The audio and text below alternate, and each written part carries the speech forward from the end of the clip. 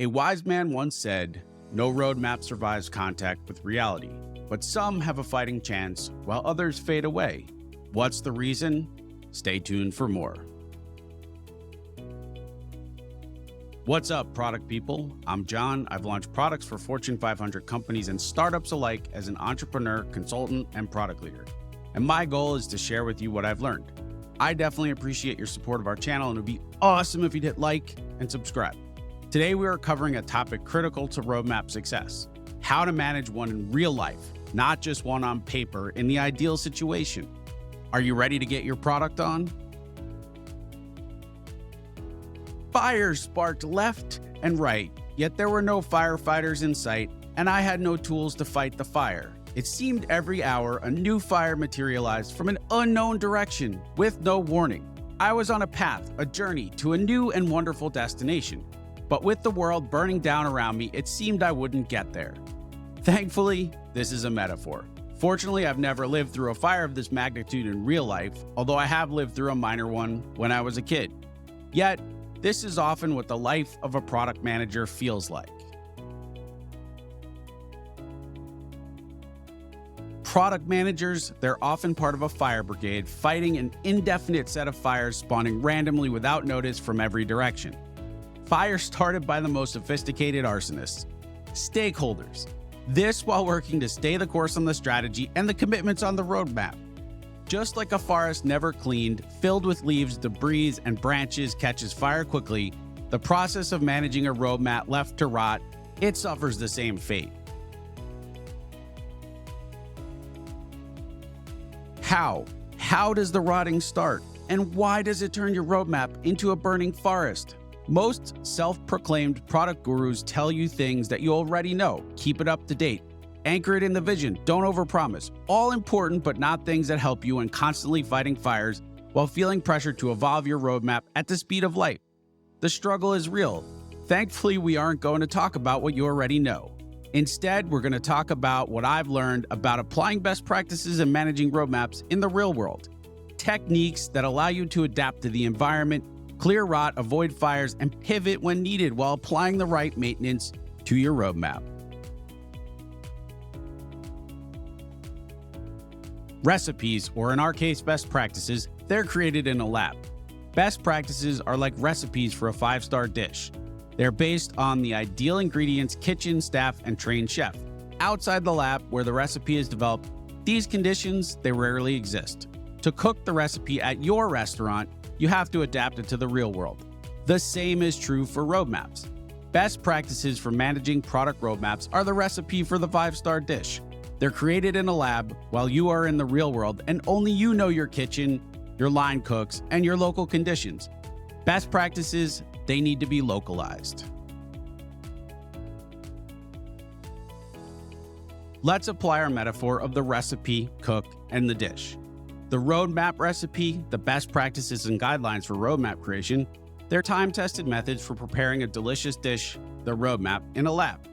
Chefs quickly move past the ideal and beyond their kitchen, as localization also requires steps to meet specific customer preferences, allergies, and more.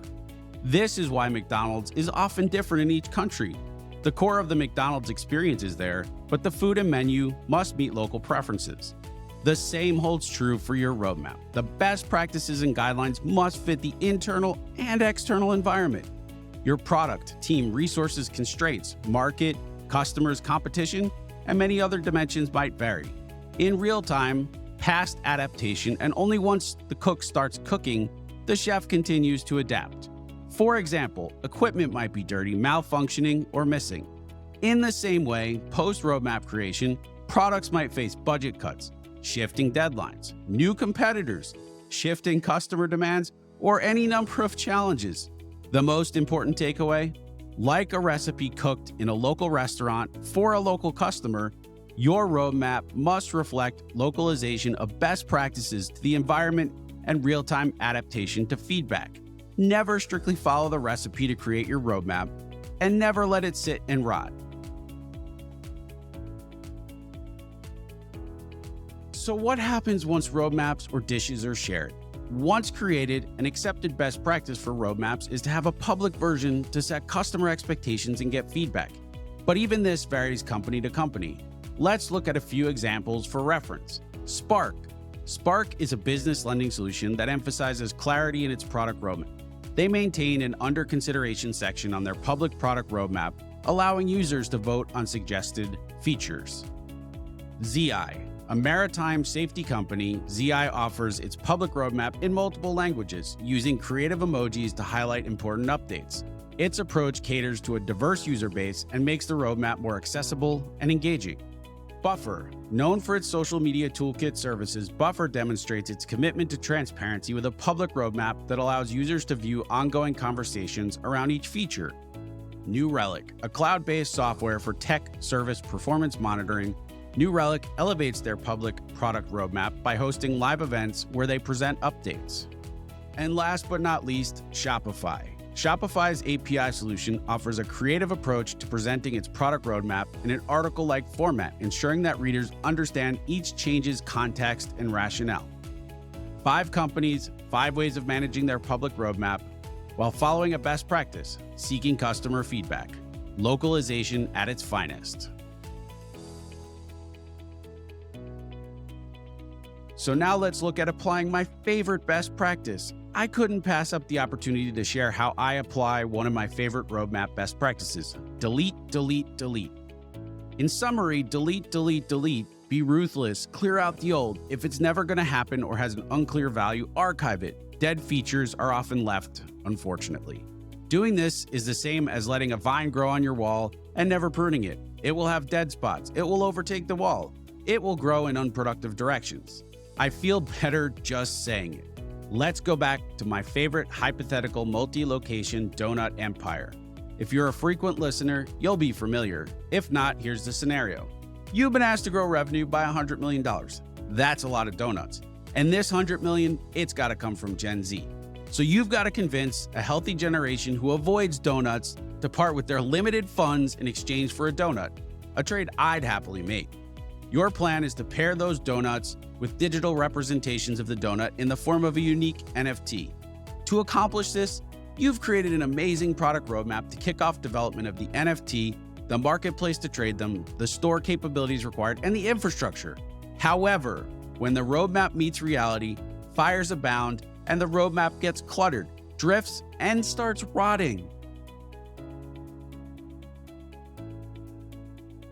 Then, all of a sudden, you remember that you must delete, delete, and delete. The idea is simple: clear the dead features from the roadmap, prune it, prune the product. Yet, as you get out the shears, you wonder if you should really delete those features, or you should simply remove them from the roadmap in case you need them in the future. You're entering a new space with a new product, facing off with a new generation. So instead, you decide to hide the features on your roadmap. While you're ready to delete them, you feel it's best at a minimum to keep them ready in the event you need to make a pivot and they become viable. This is a perfect example of how you might apply the idea of delete, delete, and delete against a new roadmap for a new product in a new scenario. In a mature product, you might apply this principle differently. For example, permanently clearing dead features or deleting existing features in a product and archiving the feature from the complete section of the roadmap. Different scenarios warrant different applications of best practices for managing your product roadmap. Just like a forest ranger, you've got to keep the underbrush, your roadmap features, maintained or risk the fires getting out of control. It's not just about having a plan, it's about actively keeping it clear of debris, or in this case, outdated or irrelevant ideas that could distract and derail your progress. To do this, you need a plan for your forest, to adapt your forest and fire management best practices to your situation. The same is true for your roadmap. You must adapt golden rules, guidelines, and best practices for your roadmap to your environment and company. In the end, the most important lesson is that managing your product roadmap isn't about sticking rigidly to a set of rules.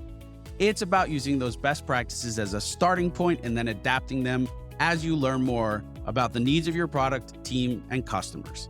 Thanks for watching. Hit like and subscribe on your way out.